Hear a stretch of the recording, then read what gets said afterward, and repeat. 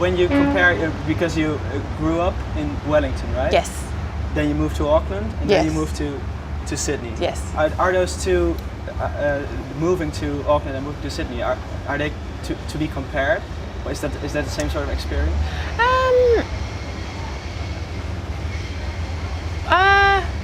What an interesting question.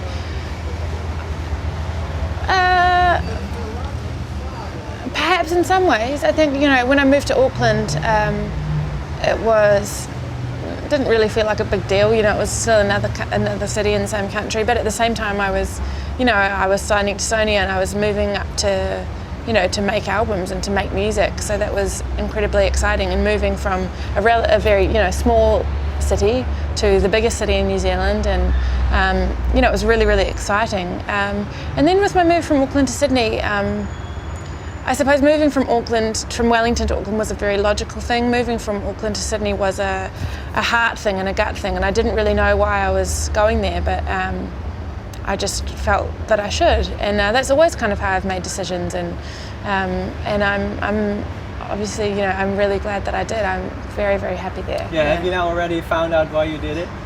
Well, I met my husband. That was one good thing, and I just found an incredible community of people, and I think, for me that's the most important thing. Music is a part of my life, but I don't have a desire to let it consume my whole life or my whole identity. And for me, I know that I won't be a touring artist, recording artist forever, and when that finishes, I will be okay, because I have a great community of friends. I am loved for who I am, not what I do, which I think a lot of artists really struggle with. Their identity is so caught up in what they do. But for me, I feel like I'm very, very blessed to have a real balance, and that balance is certainly, really, really tied up in the community and the real, normal, wonderful home life that I have in Sydney. Yeah. But what makes you so sure you won't be a recording and touring artist for the rest of your life?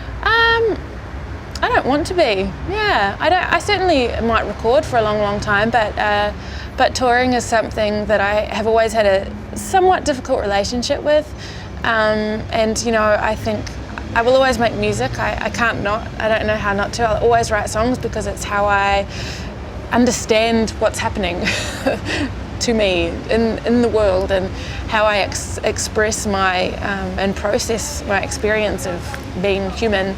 So I will always write, whether anyone hears it or not. Maybe I will tour in different ways, but I'm not sure. I think, but whatever happens, I'm excited about about the future and my future, and I feel very secure in the not knowing. But what is it that bugs you about touring life, or that you don't like about it? I think there are parts of it that I love. It's obviously, and it's incredible to be able to see the world, and to be spending my 20s, seeing these amazing places. And right now we're sitting in Amsterdam, and the weather is perfect, and I spent the day cycling around the park. Like amazing life experiences. And certainly, I don't want to sound like a whinger, because I wouldn't rather be doing any other job. This is amazing.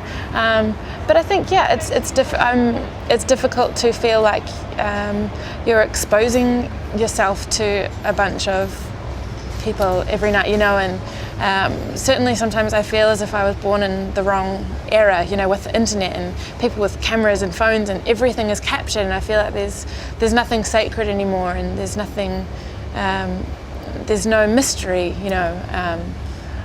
Sometimes I wish we were back in the days of, where there was vinyl, and you would discover an artist. So a friend would tell you about a record, and you wouldn't download it to anything. You would go and sit in your friend's apartment and put it on the record player and have this tangible, physical experience with the music, and you wouldn't really know anything about maybe the artist, and you would discover little things along the way. But for me, it's been disappointing over the past few years when there's been artists that I loved when I was younger, or have always admired, and had this beautiful idea of the kind of person that they were, and then they get on Twitter and they say really stupid, vain things, and you're like, well, that kind of ruined my illusion of, you know.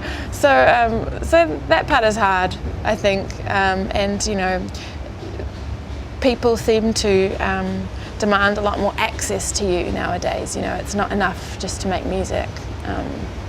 So I don't know, I have a strange relationship with what I do. Yeah, I love it, and at times I hate it. but whatever, however I feel, it's up and down all the time, but I know that I'm doing what I'm supposed to be doing, and I'm really thankful to be able to do it.